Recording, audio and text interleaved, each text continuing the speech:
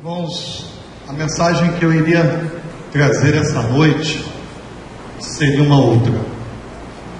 Mas há uma semana atrás me ligou um irmão pedindo que eu compartilhasse sobre dízimo. E por que isso? Vocês sabem que todos os domingos eu tenho me assentado ali, gravando as mensagens e as colocando no site da igreja, no YouTube, no Facebook, com um propósito: edificar vidas por aí afora. Quem acessá-las e puder ouvir, certamente serão edificados. Só que, também como eu, ao redor do Brasil, muitos irmãos também têm feito isso. Se você acessar o Facebook, você terá inúmeras mensagens de filhos de Deus, trazendo palavras que muitas delas, algumas exceções, nos edificam e muito.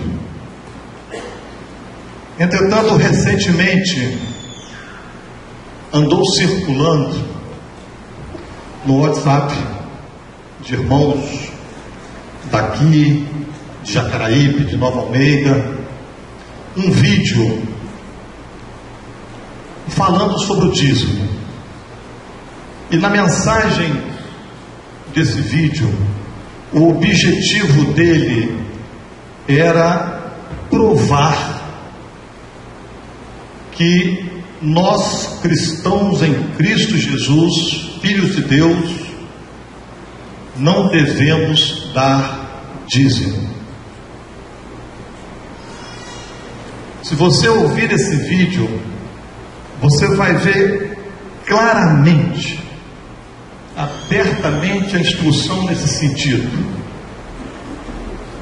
Simplesmente por um rancor, por uma mágoa que está em corações de irmãos contra os líderes evangélicos, que vocês sabem muito bem que tem a todo momento feito de tudo para arrancar dinheiro do povo de Deus.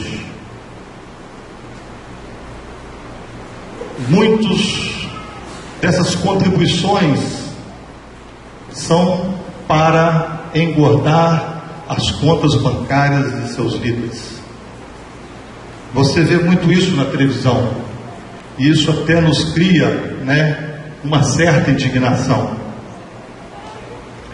Só, irmãos, que eu confesso não saber se a verdadeira intenção desses vídeos é provar o cristão que ele não deve dizimar, para evitar que seja dado dinheiro para esses homens, ou se tem sido uma forma desses irmãos justificarem as suas próprias consciências, por não darem os dízimos. Antes de eu entrar nesse assunto, eu quero dizer uma coisa para vocês.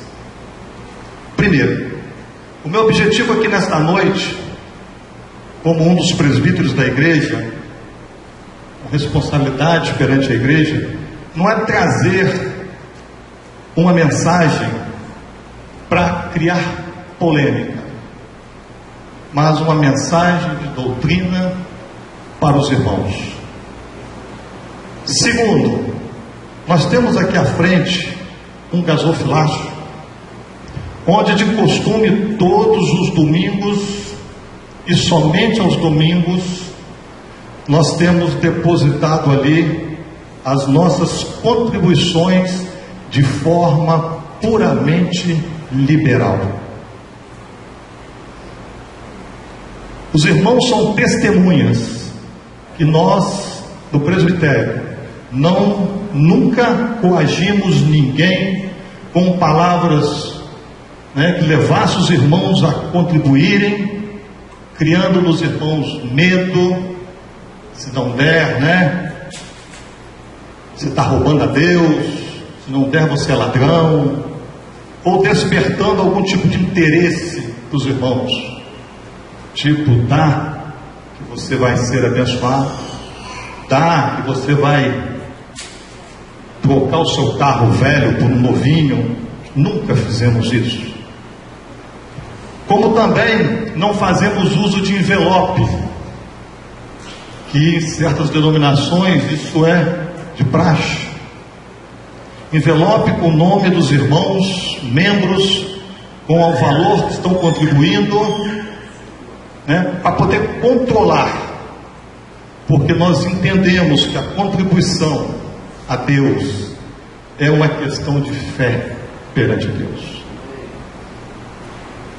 Uma terceira coisa também é que a igreja em Vitória tem um presbitério composto de 6 irmãos que não recebem nenhum centavo de salário da igreja.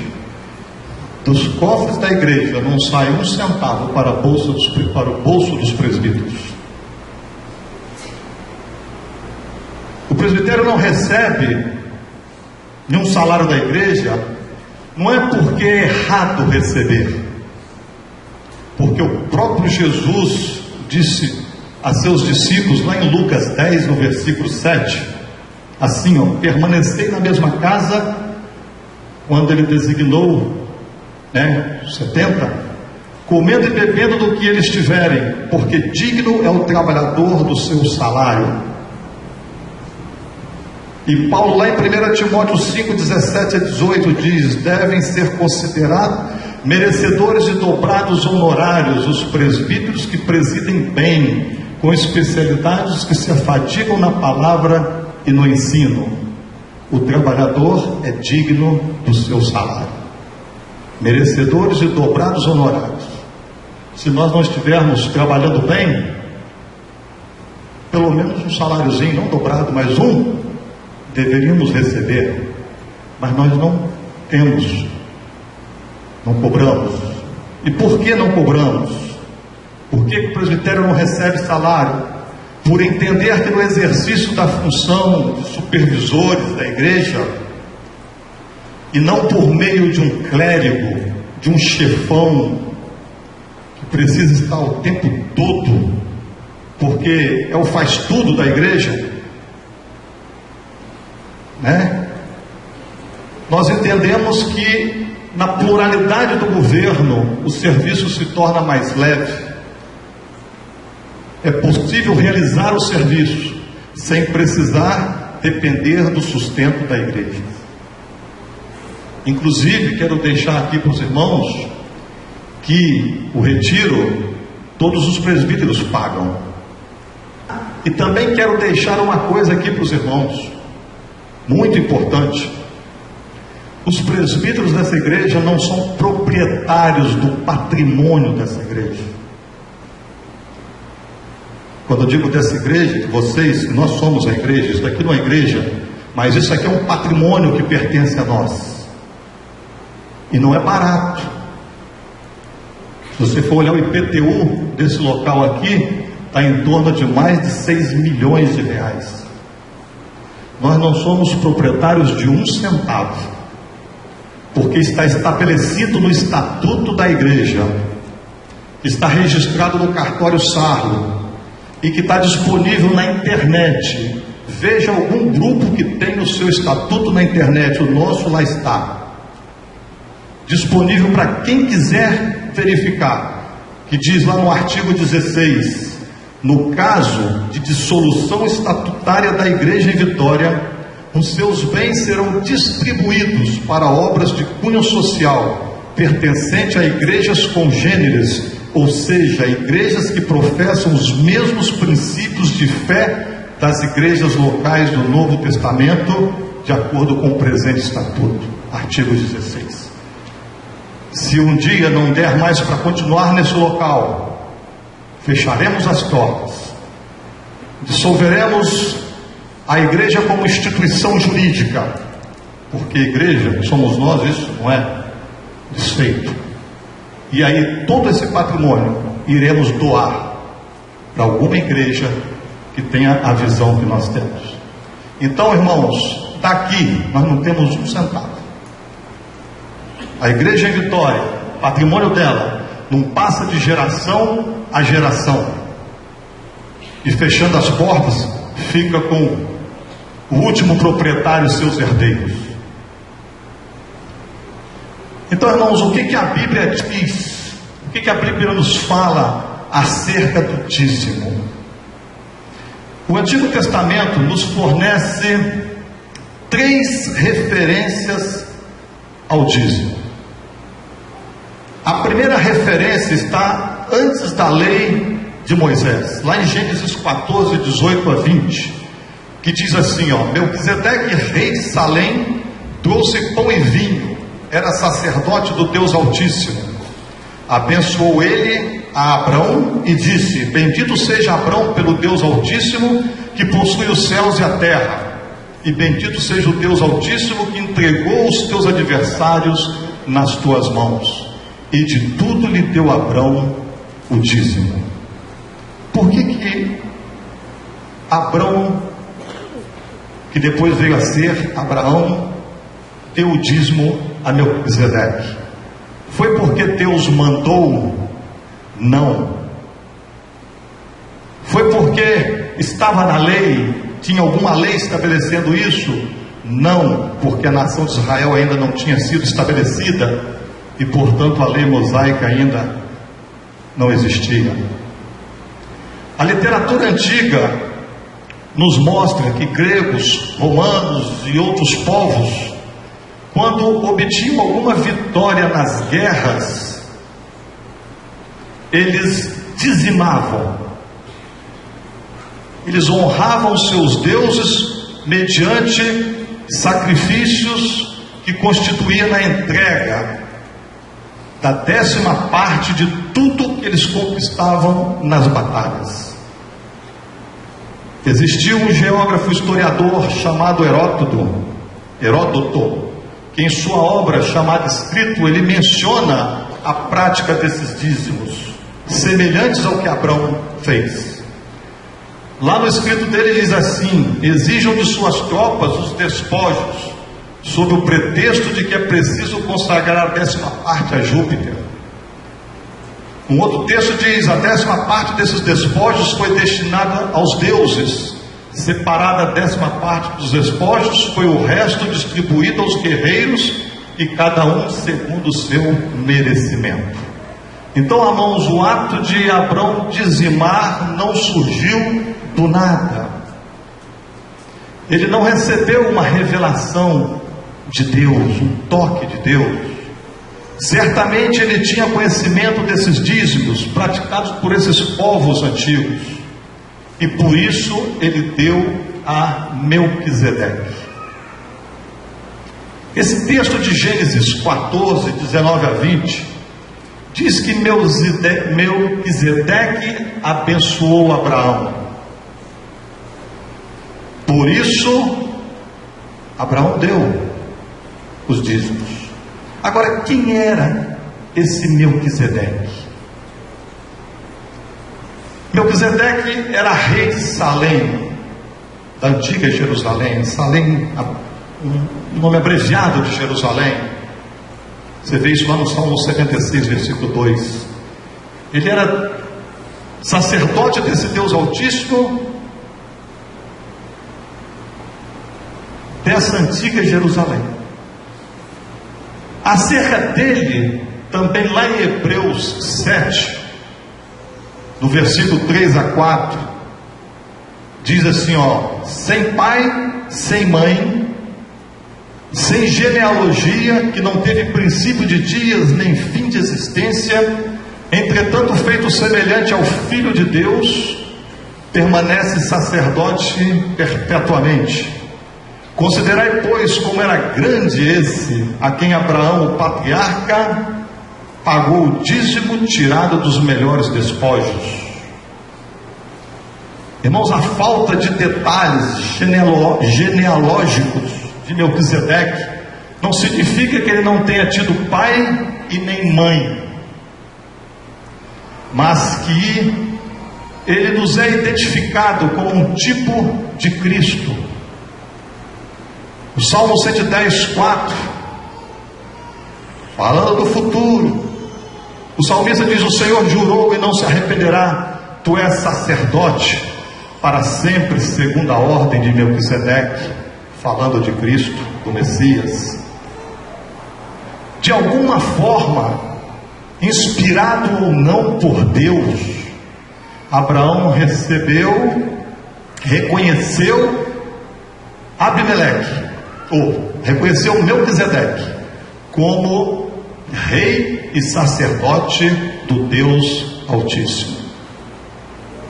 O fato de Melquisedeque ser sacerdote do Deus Altíssimo, e esse Deus Altíssimo, no original hebraico, é El Elyon,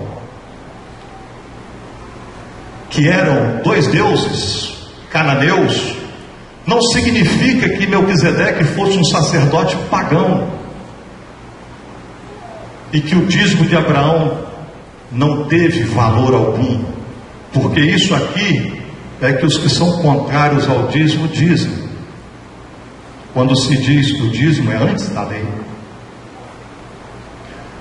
Embora Melquisedeque fosse provavelmente um cananeu, o seu sacerdócio e sua adoração foram reconhecidas por Abrão como ligados ao mesmo Deus que o seu. Porque senão, pois do contrário, Abraão não teria recebido a bênção de Melquisedeque, se ele não fosse um adorador do mesmo Deus que o seu.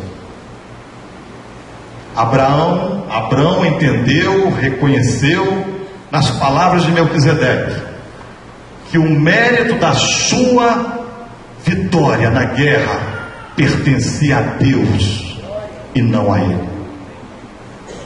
E por esse reconhecimento, Abrão, por gratidão a Deus, ofertou o dízimo ao sacerdote do Deus Altíssimo, não por uma imposição de uma lei, mas por livre e espontânea vontade. Foi um dízimo de despojos de guerra, em gratidão a Deus por ter sido abençoado com a vitória. Os críticos batem na tecla do dízimo do alimento. Lá na frente nós vamos ver sobre isso. Mas Melquisedeque deu dízimo de despojos de guerra, mas com que finalidade? Por que ele deu? Por gratidão. Gratidão a quê? A vitória que ele teve na conquista de Sodoma. Uma segunda referência ao dízimo antes da lei mosaica está em Gênesis 28, 1 a 22. Jacó atendendo uma ordem do seu pai Isaque. Nós sabemos que ele sai de Canaã e vai para Padã Arã tomar por esposa uma das filhas de Labão.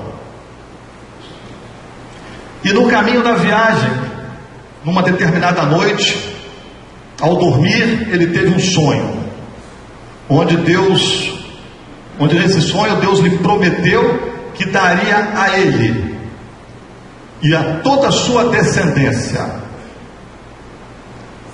a terra em que ele estava deitado, e que estaria com ele durante todo o caminhar dele, até que toda a sua promessa se cumprisse na vida de Jacó. Diante desse fato, Jacó faz um voto a Deus, dizendo o seguinte: se Deus for comigo e me guardar nesta jornada que empreendo, e me der pão para comer e roupa que me vista, de maneira que eu volte em paz para a casa de meu pai, porque ele estava fugindo de Esaú por causa da trapaça, então o Senhor será o meu Deus, e a pedra que erigi por coluna será a casa de Deus, e de tudo quanto me concederes, certamente eu te darei o dízimo. Nesse texto, nós vemos um efeito poderoso que esse sonho teve na vida de Jacó, ao ponto dele fazer um voto ao Senhor. Se Deus estivesse com ele, se Deus o guardasse, se Deus suprisse todas as suas necessidades, e se Deus o trouxesse de volta à casa de seu pai, depois de todos esses si, todas essas condições, então Yahvé seria o seu Deus, e aí sim, tudo quanto, diz o texto, me concederes, certamente eu te darei o dízimo.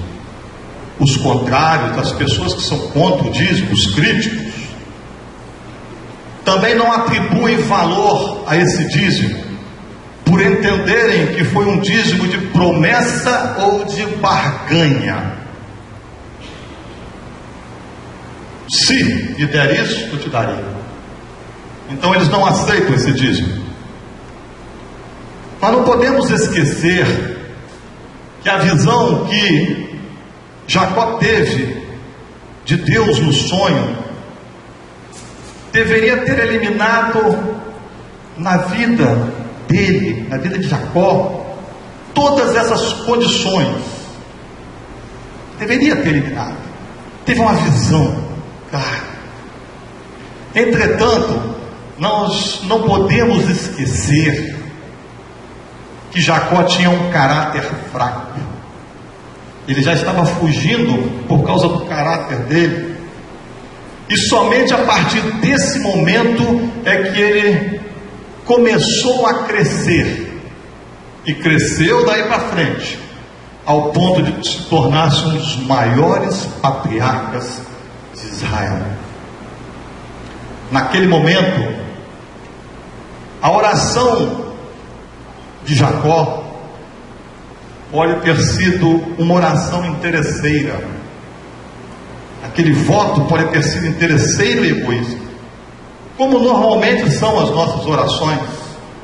Porque Tiago diz lá: pedis e não recebeis, porque pedis mal para esbanjardes em vossos prazeres. Mas com toda essa fraqueza de Jacó, com todo o problema de caráter que ele tinha, nesse momento da sua vida, nós podemos ver aqui no coração dele o início de uma nova caminhada com Deus, através do voto que ele fez, de dar o dízimo de tudo quanto chegasse às suas mãos, mostrando assim o que? O seu reconhecimento e a sua gratidão pelos cuidados de Deus para com a vida dele. Essas duas referências aos dízimos de Abraão e Jacó não foram ordenanças de Deus, mas naqueles tempos já eram voluntariamente praticadas. Voluntariamente. Foram dízimos que expressaram reconhecimento da bondade providencial de Deus na vida do ofertante Abraão e Jacó. Homens que reconheceram a bondade de Deus sobre as suas vidas. A terceira referência que nós encontramos acerca do dízimo está em Levítico 27, 30 a 34, que é a lei de Moisés. O dízimo agora está na lei. Foi constituída a lei. Israel estava estabelecida. Nesse texto diz assim, também, porque eu estou lendo o último capítulo 27, e lá quando diz também é porque tinha uma relação de preceitos, de mandamentos, de leis, desde o primeiro capítulo. No primeiro versículo do primeiro capítulo você começa a ver uma relação. E por isso aqui diz também: todas as dízimas da terra, tanto de cereais do campo como dos frutos das árvores, são do Senhor. Santas são ao Senhor. Se alguém das suas dízimas quiser resgatar alguma coisa, acrescentará a sua quinta parte sobre ela. Produtos agrícolas podiam ser rendidos. Eu, em vez de dar o dízimo do meu trigo, eu posso não dar, desde que eu acrescente em dinheiro 5 vezes mais, e aí eu entregue. No tocante às dízimas do gado e do rebanho, de tudo que passar debaixo do bordão do pastor, o dízimo será santo ao Senhor. Não se investigará se é bom ou mal, nem porque o perfeito, o cordeiro perfeito era para sacrifício. Os dízimos dos levitas não era o melhor, era o que passasse. Não se investigará se é bom ou mal, nem o trocará, como se podia trocar o cereal. Mas se de algum modo trocar, um e outro serão santos, e não serão resgatados. São estes os mandamentos que o Senhor ordenou a Moisés para os filhos de Israel no monte Sinai. São estes, desde lá do primeiro capítulo.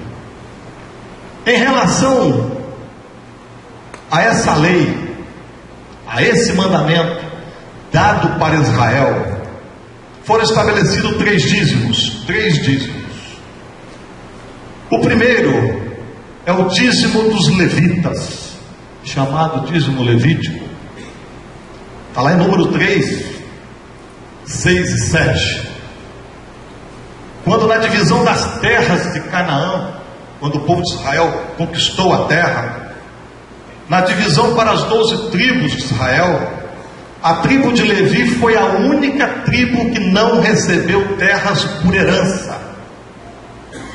Isso daí vocês podem ler lá em Números 26.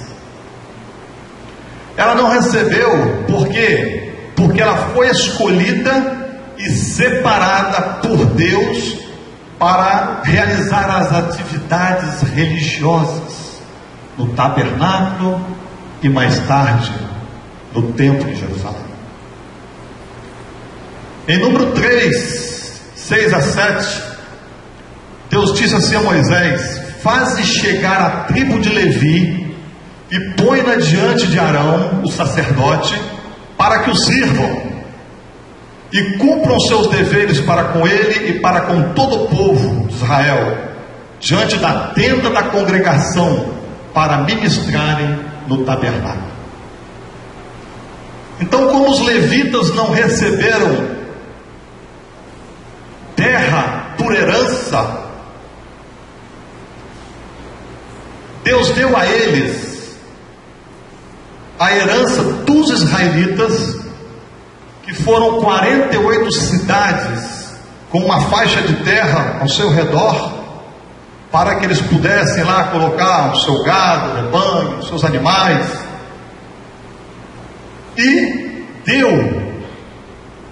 Deus, por herança, os dízimos dos israelitas, das demais tribos, para o sustento de toda a tribo de Levi, que tinha sido separada para esse serviço.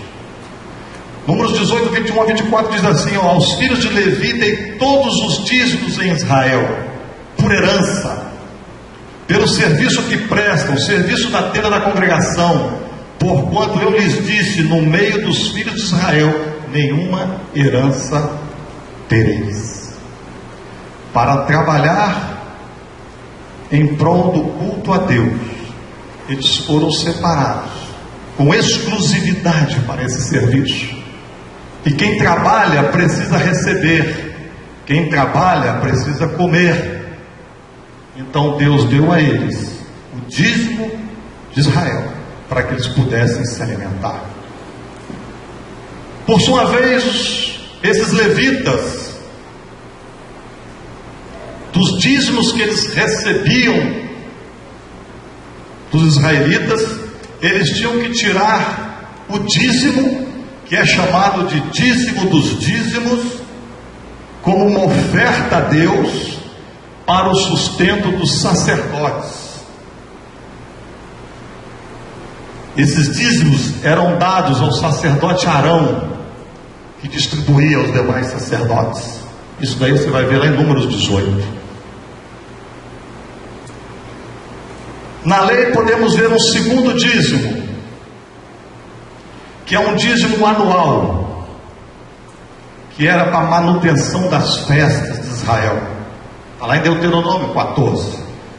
O verso 22 diz assim: certamente darás os dízimos de todo o fruto das tuas sementes, que ano após ano se recolher do campo, e perante o Senhor teu Deus, no lugar que escolher para lhe fazer habitar o seu nome, comerás os dízimos do teu cereal, do teu vinho, do teu azeite, e o primogênito das tuas vacas e das tuas ovelhas, para que aprendas a temer o Senhor teu Deus todos os dias.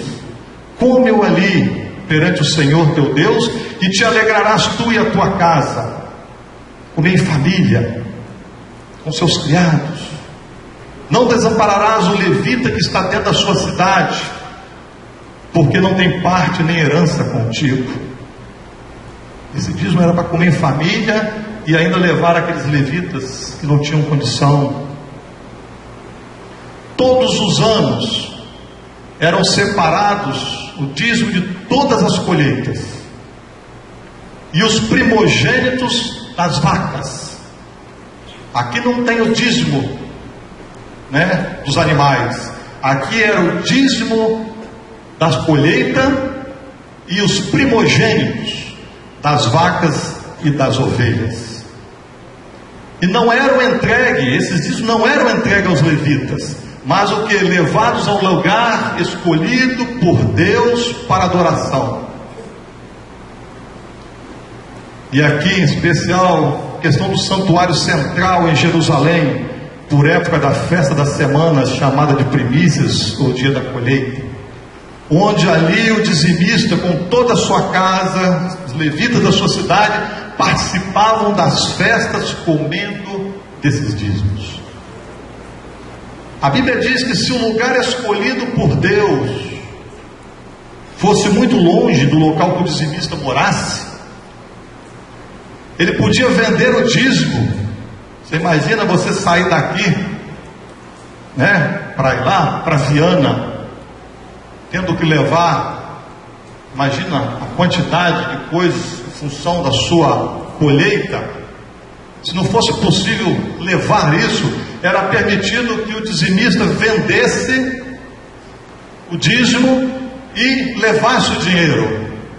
Entretanto, chegando lá no local, o dizimista deveria trocar o dinheiro por mantimentos, para serem comidos na presença do Senhor. Está lá em Deuteronômio 14. Um terceiro dízimo desta lei é o dízimo trienal. Um dízimo que era levantado de 3 em 3 anos, que a gente chama de dízimo assistencial para os pobres. Além de Deuteronômio 14, a cada 3 anos, o dízimo das colheitas desse terceiro ano também não eram entregue aos levitas, e nem também levado para o templo, mas entregue na cidade onde os dizimistas moravam, com o objetivo de alimentar levitas, necessitados, estrangeiros, órfãos e viúvas que viviam dentro dessa cidade. Está lá em Deuteronômio 14, 28, ao fim de cada 3 anos tirarás todos os dízimos do fruto do terceiro ano, e os recolherás na tua cidade. Então virão o levita, pois não tem parte nem herança contigo, o estrangeiro, o órfão e a viúva que estão dentro da tua cidade, e comerão e se fartarão, para que o Senhor teu Deus te abençoe em todas as obras que as tuas mãos fizerem. 3 dízimos da lei. No Novo Testamento, nós temos duas referências ao dízimo. Primeiro está em Mateus 23, 23, que diz lá: ai de vós, escribas e fariseus hipócritas, porque dais o dízimo do hortelã, do endro e do cominho, e tendes negligenciado os preceitos mais importantes da lei, que é a misericórdia, a justiça, a misericórdia e a fé. Devias, porém, fazer essas coisas, dar os dízimos, sem omitir aquelas, justiça, misericórdia e fé. Nessa conversa com os fariseus, Jesus fala do escrúpulo deles em dizimar as menores coisas, as menores hortaliças, e omitir o que era mais importante da lei, que era a prática da justiça, da misericórdia e da fé. Jesus diz a ele que eles deveriam dar sim os dízimos, mas não deveriam omitir a justiça, a misericórdia e a fé. A grande discussão e polêmica em torno dessa conversa de Jesus com os fariseus,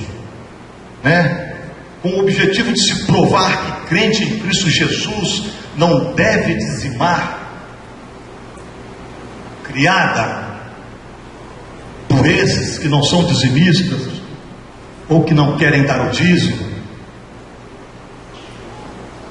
é que Jesus estava exortando a judeus que viviam na antiga aliança em obediência à lei de Moisés, e não a cristãos debaixo da nova aliança que teve início na morte de Jesus. E por isso o dízimo não é ensino para a igreja após a cruz, porque nós falamos no Novo Testamento, mas a graça foi após a morte. Jesus, quando teve essa conversa com os fariseus, ele vivia em tempos da lei, debaixo da lei. Seguindo essa linha de raciocínio, que eles tentam fazer a gente entender que era para judeu que Jesus estava falando, não é para crente.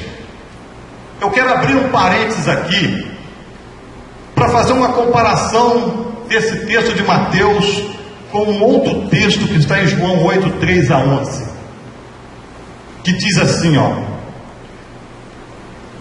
os escribas e fariseus trouxeram à presença de Jesus uma mulher surpreendida em adultério, e disseram a Jesus: mestre, essa mulher foi apanhada em flagrante adultério, e na lei nos mandou Moisés que tais mulheres sejam apedrejadas, sejam mortas.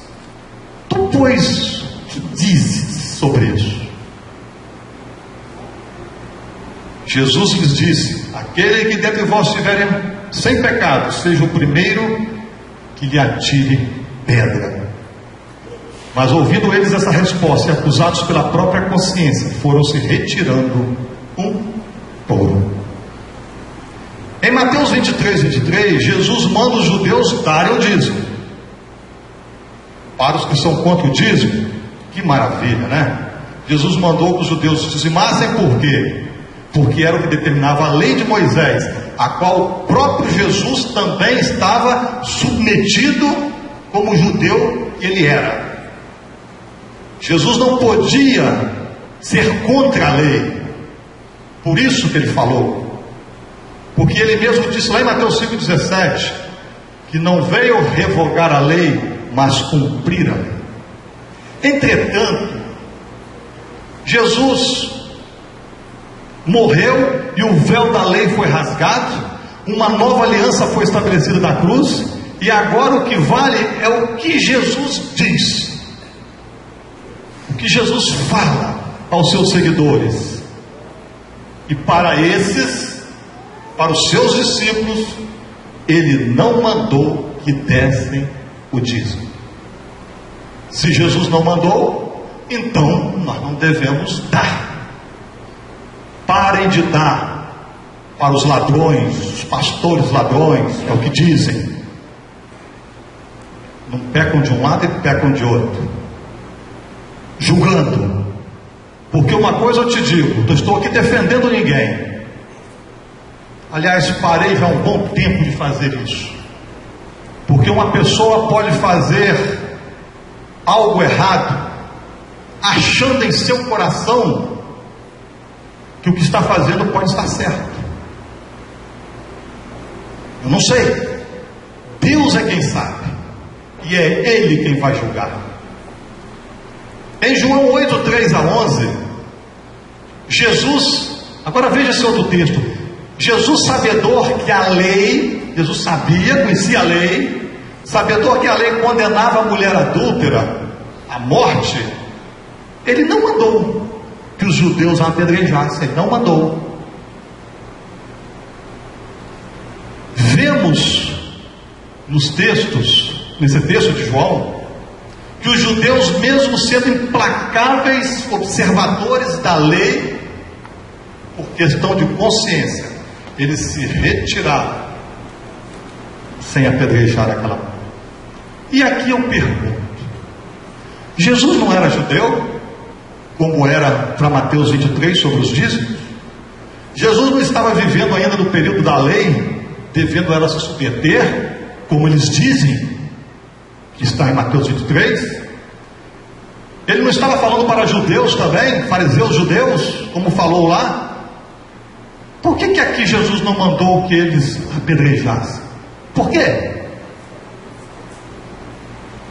Irmãos, o que Jesus nos mostra, tanto em Mateus como em João, é o seu ensinamento a respeito do que seria o correto a fazer mediante o olhar da misericórdia e do amor.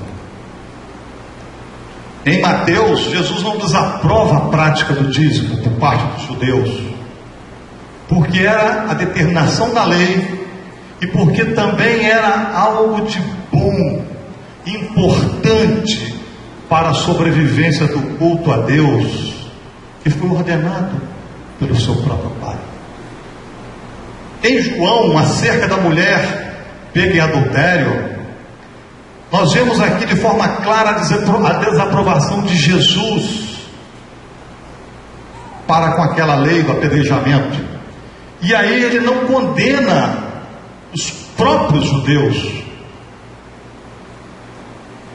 ou ele não condena, não, ele não ordena os próprios judeus que a apedrejassem. A preocupação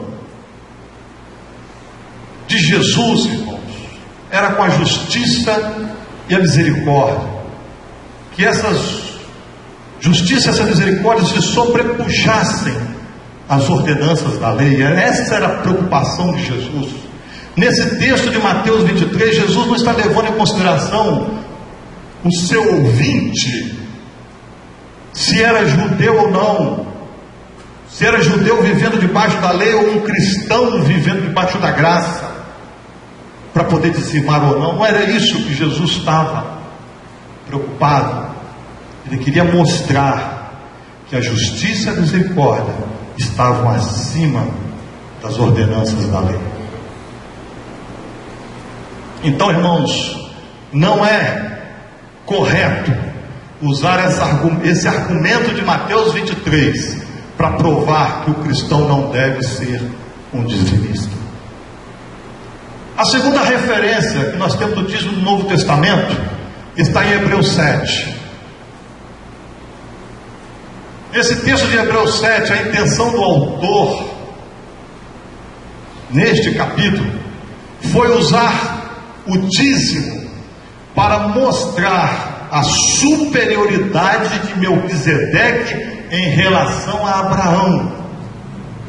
O texto diz assim, considerai, pois, como era grande esse a quem Abraão, patriarca, pagou o dízimo, falando de Melquisedeque, tirado dos melhores despojos. Entretanto, aquele cuja genealogia não se inclui entre eles, recebeu dízimos de Abraão, e abençoou o que tinha as promessas. Evidentemente, é fora de qualquer dúvida que o inferior, Abraão, é abençoado pelo superior, que é Melquisedeque. Irmãos, esse texto nos mostra que aquele que paga dízimo é inferior, nesse texto, é inferior ao que recebe. E aquele que abençoa é maior que aquele que recebe a bênção. Esse era o propósito do do autor esse é o propósito do autor nesse texto. Melquisedeque era maior que Abraão e, por conseguinte, o seu sacerdócio era superior ao sacerdócio levítico, pois que tanto os levitas quanto os seus irmãos, sendo descendentes de Abraão, são inferiores a Melquisedeque, por ter Abraão pago dízimo a Melquisedeque. E a principal ainda, a intenção do autor deste capítulo, é mostrar a superioridade do sacerdócio de Cristo Jesus, tipificado na pessoa de Melquisedeque, sobre o sacerdócio levítico. E no versículo 8 ele diz assim: aliás, aqui são homens mortais os que recebem dízimo. O sacerdócio de homens mortais é de breve duração. Porém ali, aquele de quem se testifica que vive. Quem é que se testifica que vive? Quem é que vive eternamente? É Cristo que vive eternamente. Então, irmãos, esse texto, inversamente a Mateus, não se pode usá-lo para ensinar que o crente tem que pagar dízimo a Jesus. Fazer isso não se enquadra dentro de uma boa hermenêutica. Mateus 23 quer dizer que não vale.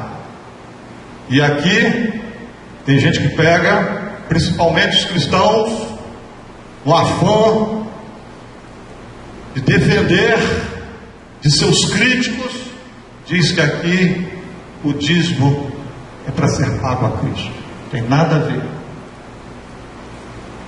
Além dessas referências ao dízimo, tantas do Velho como do Novo, nós temos um texto no Antigo Testamento que é uma exortação ao povo de Israel.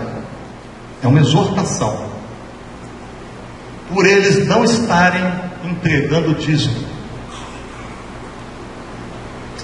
Por causa da desobediência do povo de Deus, que aliás perdura até os nossos dias e vai perdurar até a vinda dele, as tribos se dividiram. Todos sabem que das 12 tribos viraram 2, Israel e Judá. O templo de Jerusalém foi destruído, e Israel e Judá foram levados cativos para a Babilônia.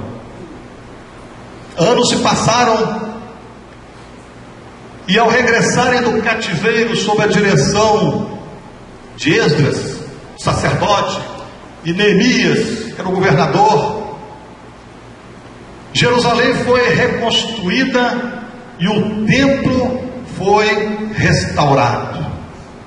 O templo com seu culto foi restaurado.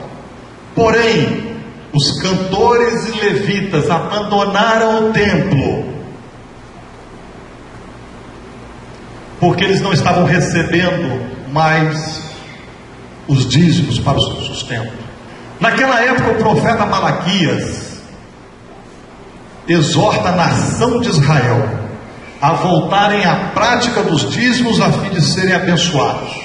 É o famoso texto de Malaquias 3, 7 a 11, que diz assim: desde os dias de vossos pais vos desviastes dos meus estatutos e não os guardastes. Tornai-vos para mim, e eu me tornarei para vós outros, diz o Senhor dos Exércitos. Mas vós dizeis: em que havemos de tornar? Roubará o homem a Deus? Todavia vós me roubais e dizeis: em que te roubamos? Nos dízimos e nas ofertas. Com maldição sois amaldiçoados, porque a mim me roubais, vós, a nação toda. E eles, defendendo que os dízimos não eram levados ao templo, eles dizem aqui que quem roubava os dízimos não era o povão de Israel, eram os sacerdotes, os levitas que estavam roubando. Mas o texto aqui diz claramente: vós, ó nação toda. O problema é que as pessoas que querem criticar, querem provar a sua tese, eles se usam de meios que são convenientes e buscam nos textos aquilo que interessa a eles. E os bobões que não leem Bíblia, que não estudam, vão na onda deles. Trazei todos os dízimos à casa do tesouro, para que haja mantimento na minha casa. E provai-me nisto, diz o Senhor dos Exércitos, se eu não vos abrir as janelas do céu e não derramar sobre vós bênção sem medida. Por vossa causa repreenderei o devorador, para que não vos consuma o fruto da terra. A vossa vide no campo não será estéril, diz o Senhor dos Exércitos. Diz o Deus de ontem, hoje e eternamente. O povo ouviu o profeta e foi feito um acordo, onde o povo se comprometeu a agir, a voltar a agir conforme a lei. E o dízimo foi citado nesse acordo, que vocês poderão ler lá em Neemias 10, 37 a 38. E logo em seguida a esse acordo, foram nomeados homens que ficaram encarregados do depósito, onde eram guardados os dízimos e as ofertas. Está lá em Neemias 12. E o dízimo foi restabelecido. Esse texto, irmãos, é um famoso texto, onde pessoas, onde líderes, não saberia eu aqui dizer de que forma, mas ou de maldade, ou por ignorância, usam para pisar em cima do povo de Deus, para amedrontar o povo de Deus, para fazer o povo de Deus arrancar até os sapatos do pé e entregar com medo. É o texto usado para a teologia da prosperidade. Você é pobre porque você não dá dízimo, porque você é ladrão, porque você rouba a Deus. Assim dizem. E não sou eu que vou julgar se é por maldade ou por ignorância, inocência, sei lá o quê. O fato é que esse texto de Ezequiel é uma exortação a Israel, não é uma exortação para a igreja, não é uma exortação para os seguidores de Jesus, e portanto não tem nada a ver com nós cristãos da nova aliança, que foi estabelecida na morte de Jesus. Hoje, irmãos, se você não der o dízimo, você não é ladrão. Não somente porque a lei foi revogada em Cristo, mas porque esse dízimo foi estabelecido para os levitas. Estabelecido para o povo de Israel sustentar os levitas. Foi exigido de Israel para o sustento da tribo de Levi, não de nós. Está lá em Números 18, 21. Aos filhos de Levi dei todos os dízimos. Deu quem? Aos filhos de Levi. Hoje, se você não der o dízimo, você não é amaldiçoado. Porque o que diz Gálatas 3,13? Cristo nos resgatou da maldição da lei, fazendo-se Ele próprio maldição em nosso lugar. Hoje, se você não der o dízimo, o devorador, que para Israel eram gafanhotos e pragas, e que hoje dizem que é Satanás, não vai destruir a sua vida financeira. Satanás não tem poder para isso. Aquele que nasceu de Deus, Deus o guarda, e o maligno não lhe toca. Ele não vai tocar suas posses. O dízimo não é para nós. E aí, irmãos, eu quero concluir essa mensagem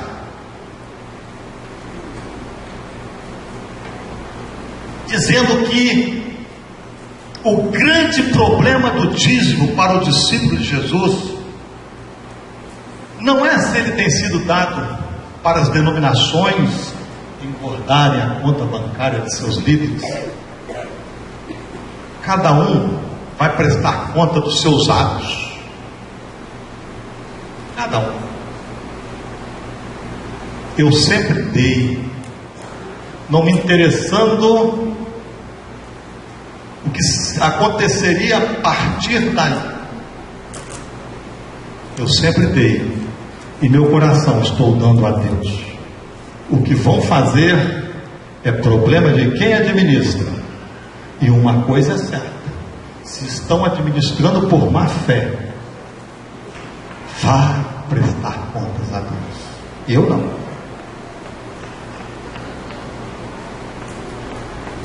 O grande problema não é se crentes simples, humildes, pobres, que a gente olha e diz assim: meu Deus, você passa ali, ó, a gente vem para reunião aqui, tem dia ali que tem não sei quantos ônibus parados, aquele mundo de irmãozinho que você olha assim, simples.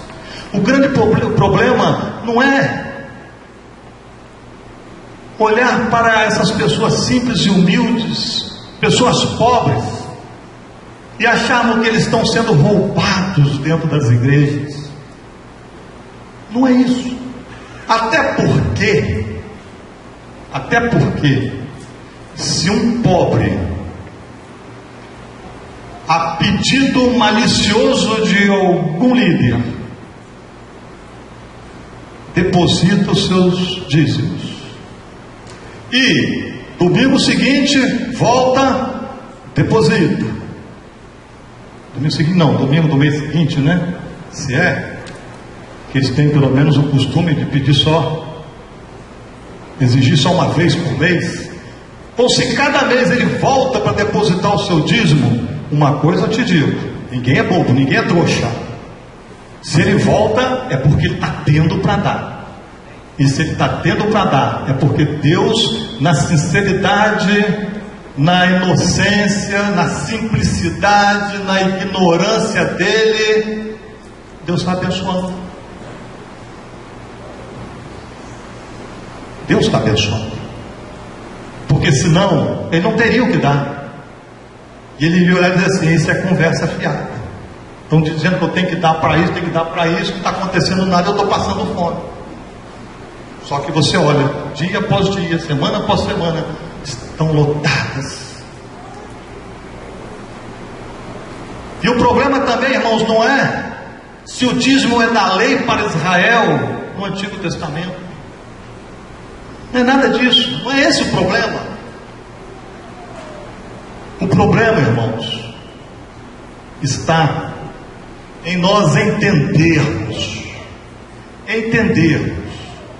não apenas no intelecto, não apenas na letra, porque a Bíblia diz que a letra mata, mas entendemos no Espírito que o que o Senhor Jesus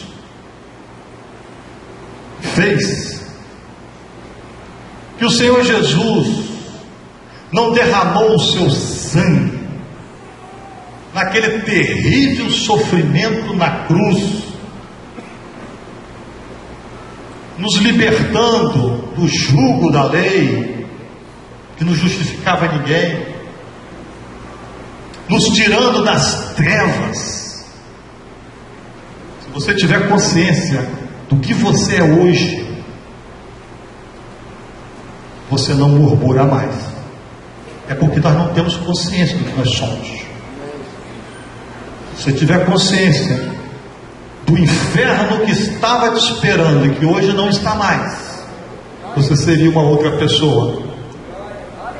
Então, irmãos, se nós entendermos essas coisas no Espírito, nós não vamos ficar com os nossos corações presos à mesquinharia, se devemos dar ou não uma 10ª do que Ele tem nos dado. Ou você pensa que o que você tem, você conseguiu por mérito seu. Eu espero que você não seja tão soberbo ao ponto de pensar dessa maneira. Tudo que nós temos vem de Deus. Tudo que nós temos. Que nessa questão de dízimo, nós cristãos possamos seguir a orientação de Paulo. A orientação de Paulo, que está em 2 Coríntios 9:7, em que os críticos já também detonam esse capítulo, porque dizem que apenas coleta para ajudar os necessitados. O versículo diz: cada um contribua segundo propôs o seu coração, não com tristeza nem por constrangimento, porque Deus ama ao que dá com alegria. Paulo em nenhum momento nas suas cartas, em nenhum momento menciona acerca do dever de nós darmos 10% de nossas rendas, mas ele ensina que nós devemos contribuir com generosidade.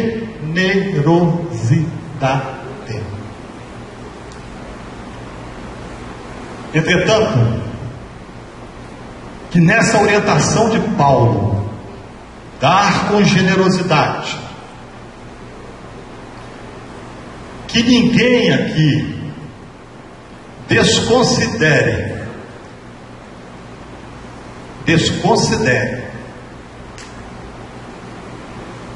a generosidade como parte integrante do amor. Elas andam juntas. O amor, irmãos, é mais exigente que a lei. A lei mandava apedrejar. Ou melhor, apedrejar o adúltero. Jesus diz o quê? Se nós somente olhássemos, seríamos um adúltero. A lei é mais exigente. E na nova aliança, irmãos, nós devemos viver de que forma hoje em dia? Na prática desse amor que está acima de toda a legislação do Antigo Testamento. Que entendamos que o dar por generosidade não pode, isso aqui é muito importante, o dar por generosidade não pode apenas ser motivado por um impulso de nossos sentimentos, porque impulsos acontecem.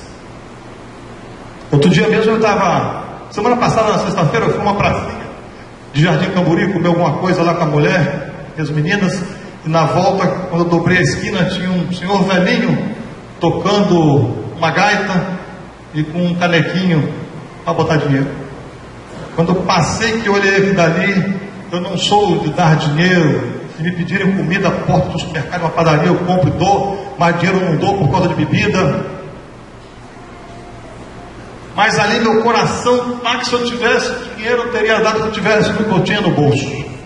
Mas eu não tinha um centavo, porque eu só levei o cartão no bolso, cartão de crédito. E aí eu saí agoniado. E tinha um irmão ao meu lado que viu, aí voltou lá e deu dinheiro.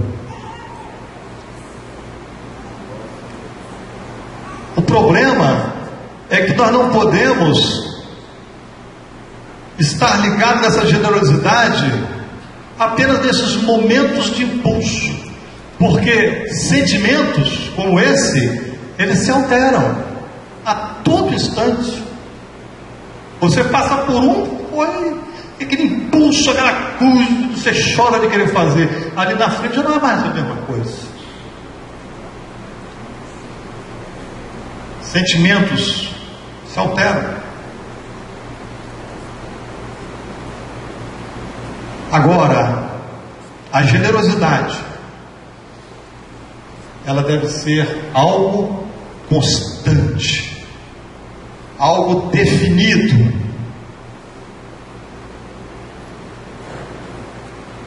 Essa generosidade, você imagina, a igreja tem despesas, e não vou dizer de estrutura não, eu vou dizer de irmãos que a igreja ajuda. Nós não precisamos de botar no megafone. Se hoje você for generoso e contribuir, amanhã nós poderemos ajudar. Se hoje a sua generosidade não trouxer aqui a contribuir, o outro lá vai passar fome. Então essa generosidade tem que ser constante e de uma forma bem definida. No espírito dessa generosidade, as necessidades devem governar as nossas ações. Você tem que ver no espírito da generosidade que existem necessidades a serem supridas, e aí sim elas vão governar as suas doações, e sempre haverá uma necessidade ao nosso redor, sempre. A igreja no Novo Testamento não era isso, que é outra coisa que eles caem de pau. Dá dinheiro porque naquele tempo não era isso, mas hoje se constrói, se faz aquilo outro. Só que nos dias atuais, infelizmente, é assim que o povo de Deus caminha. Nós precisamos de ter um local como esse para poder nos ajudarmos. Tira para a sua vida. Se não existisse isso, onde é que você estaria? Com certeza, talvez, ou quase com 100%, em uma denominação. Você hoje vai a grupo familiar? Nem a grupo familiar tem pessoas aqui que vão. Só vem aqui. Então, irmãos, a igreja tem necessidades de suprir irmãos, de suprir o corpo de Cristo, de suprir a igreja, povo, e também para atender essa instituição que infelizmente temos que ter para atender o governo. E aqui nós temos energia cara, que você está sentado aí agora, gostando do ar-condicionado. Se desligar isso aqui e você começar a suar, você vai reclamar. E o detalhe, que você que não dá o dízimo não é nem honesto, porque vai reclamar, não deveria nem reclamar. Fazemos, final de ano aqui, uma confraternização simples, de coração para os irmãos, que há uns anos atrás até cobrávamos uma besteira, hoje não cobramos mais. Se você não é dizimista, devia ser pelo menos honesto o suficiente para nem ir lá, porque você está comendo o dízimo dos outros. É fácil falar, né? É fácil falar. Tudo conveniência. Estamos pagando agora aqui, taxa de terreno de marinha, 42 mil, dividido em 7 parcelas. Temos 2 ônibus que carregam irmãos aí, R$1.300 cada ônibus, toda semana, todo mês. E mais um mundo de dinheiro.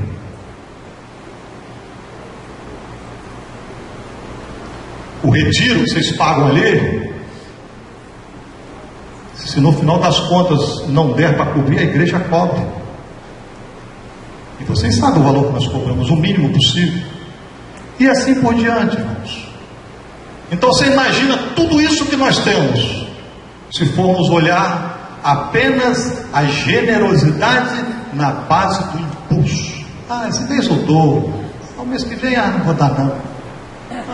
3 meses, depois eu resolvo dar. Pensa, seja honesto. diante de Deus. O que Deus espera de nós no pacto dessa nova aliança por meio de Jesus é que tenhamos um coração generoso que dá com alegria. É isso que Deus quer de nós. Deus não estipulou lei para nós, mas Ele quer de nós essa generosidade na base do amor e dando com alegria, não por constrangimento. Irmãos, o fato de haver crentes discutindo se devem dar ou não, se devem contribuir ou não, com essa pequena parcela de 10%, dizendo frente a tudo que Deus tem feito e faz por eles, por suas vidas, mostra o nível de espiritualidade que eles se encontram. É isso que mostra. Jesus assentado diante do gasofilácio no templo, observando o povo lançando ali, suas ofertas, seu dinheiro, diz lá. Viu ricos depositando grandes quantias e viu uma viúva pobre que depositou as suas únicas 2 moedinhas que tinha. O que Jesus disse para os discípulos? Todos esses ricos ofertaram daquilo que estava sobrando, porém aquela viúva, da sua pobreza, deu tudo quanto possuía, todo o seu sustento. Irmãos, 10% para Deus é só para um miserável dar, dos quais eu sou um que dou 10%. Deveria dar mais, porque a minha vida está nas mãos dele. Quanto maior for o nível de espiritualidade de um crente em Jesus Cristo, maior será a sua liberdade para contribuir com generosidade para o Evangelho, para a causa do Evangelho. Saiba você que Deus vê quem dá com generosidade. Deus vê. Deus estava lá vendo eles jogando o gasofilácio. Deus está vendo cada um de nós. Deus está vendo nosso coração. Estou dando porque quero, estou dando porque eu preciso de um emprego, estou dando por isso, ou não estou dando. Deus está vendo. E o resultado, irmãos, será que os crentes que assim fazem, que dão com generosidade, que não estão presos a essas mesquinharias, eles de nada terão necessidade. Não terão. Você conhece algum dizimista fiel que tem problemas financeiros? Pensa aí. Vá para casa pensando. Em 2 Coríntios 8, versículo 2, estou encerrando.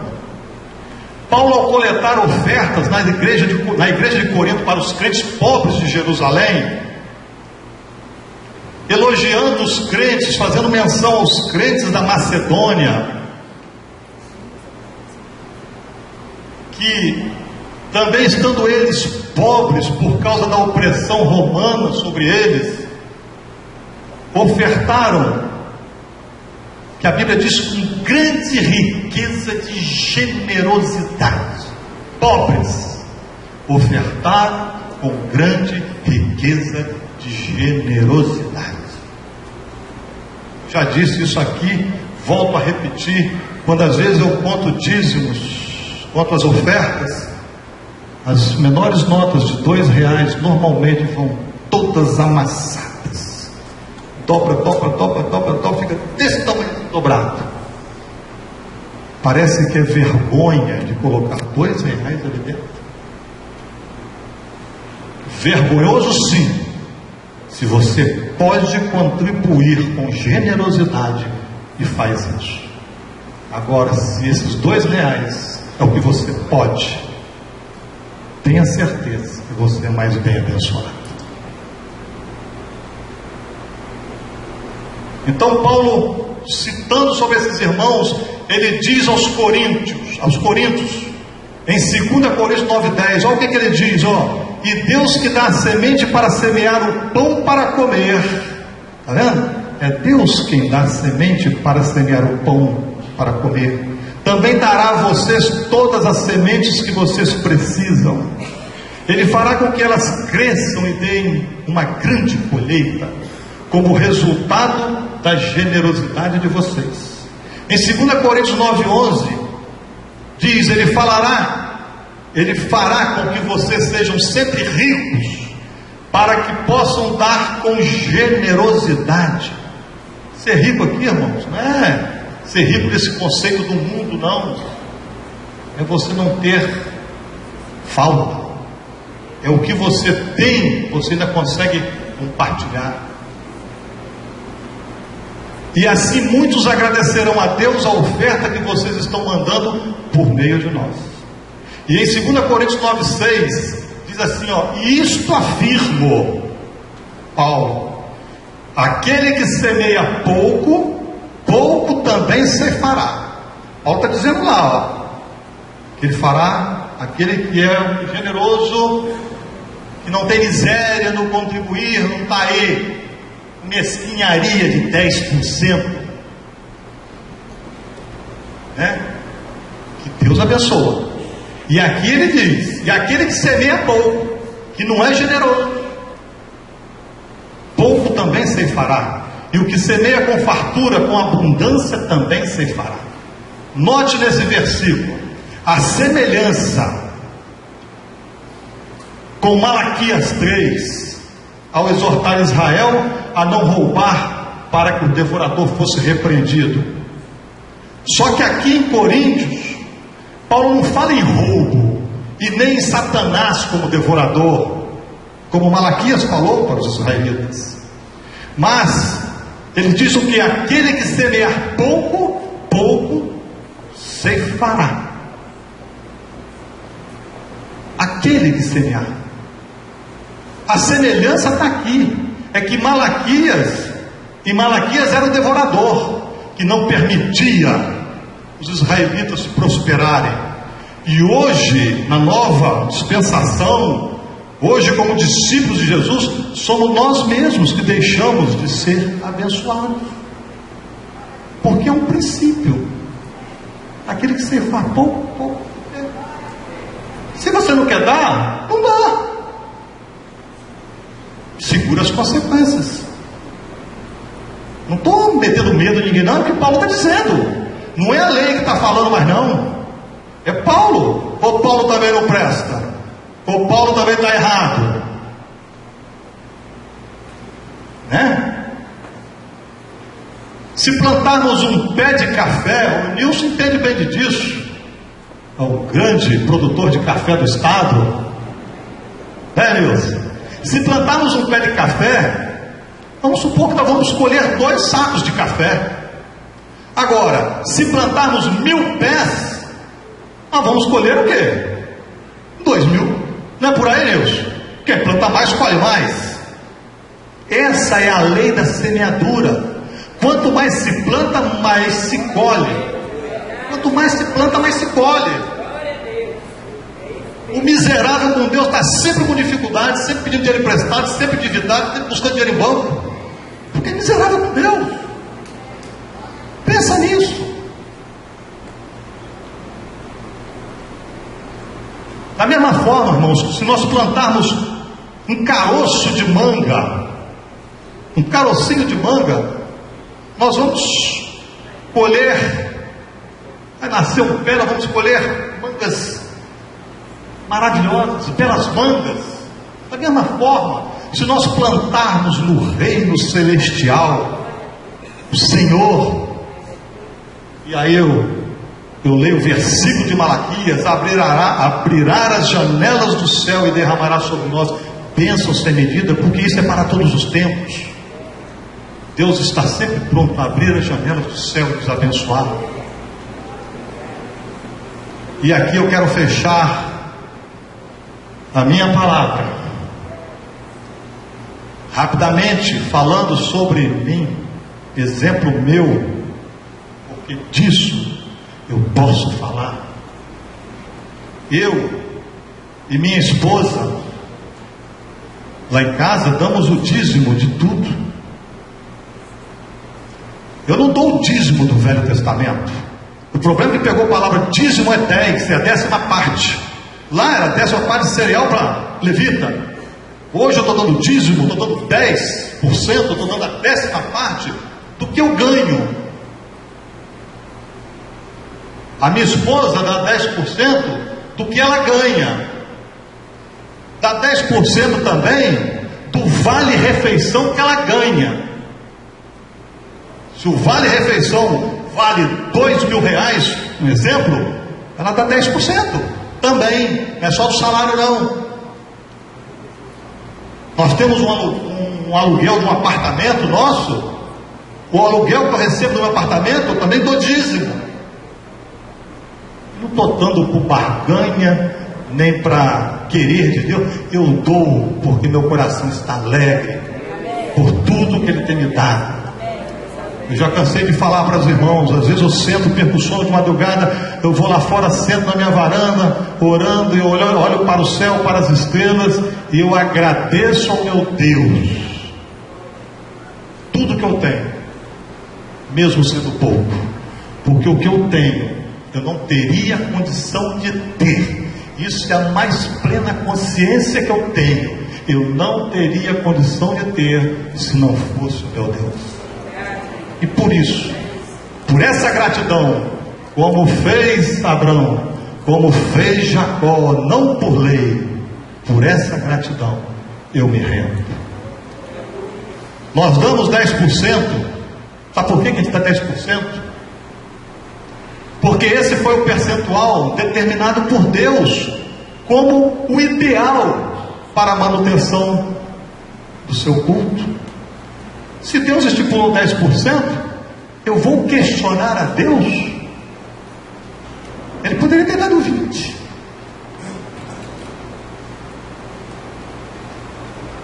Se Deus estabeleceu esse percentual de 10% para os judeus, por tudo que Ele é para mim, esses 10% é o mínimo que eu me sinto constrangido do Espírito a dar para Ele, em prol do Evangelho dele, não olhando para onde vai, aqui está.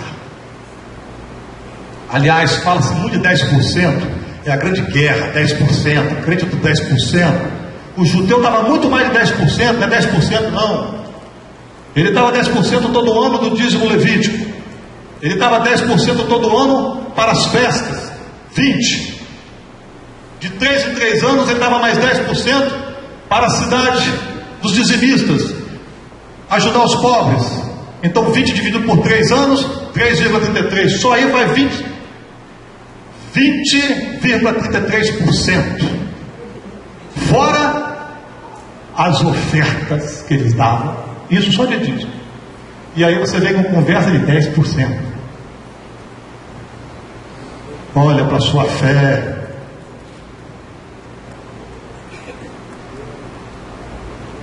E te digo que graças a Deus, desde a minha conversão, por viver dessa forma, nunca me faltou nada na minha casa. Tenho 3 filhas, sempre estudaram em escolas particulares. Outro dia eu fui com a minha filha mais nova no supermercado.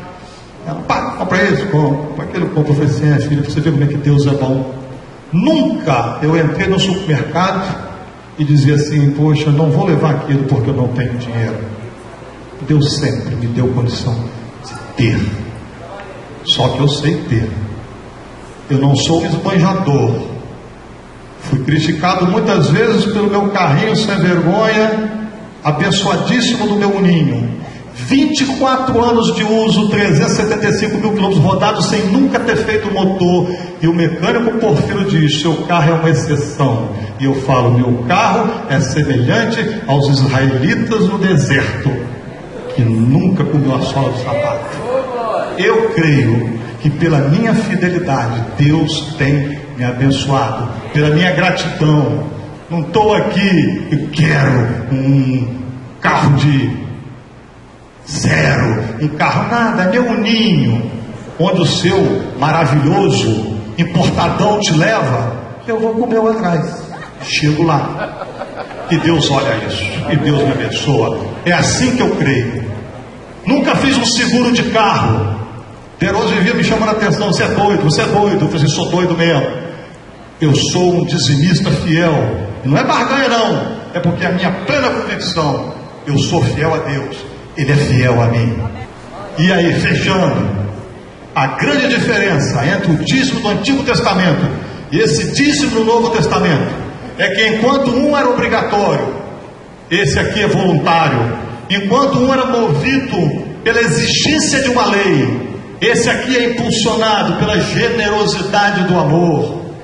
Jesus não quis obrigar os seus discípulos a serem dizimistas, estipulando uma lei para nós. Ele preferiu confiar no amor liberal de cada um de nós. Ele preferiu esperar, confiar. Portanto, se você tem gratidão no seu coração por sua vida, pelo que você tem, pelo que você é, pelo que Deus fez na sua vida, se você propuser no seu coração com a máxima generosidade, como foi os irmãos da Macedônia, ofertar 10% ou até mais, oferte, porque Deus ama e abençoa aquele que dá com generosidade e alegria. Amém?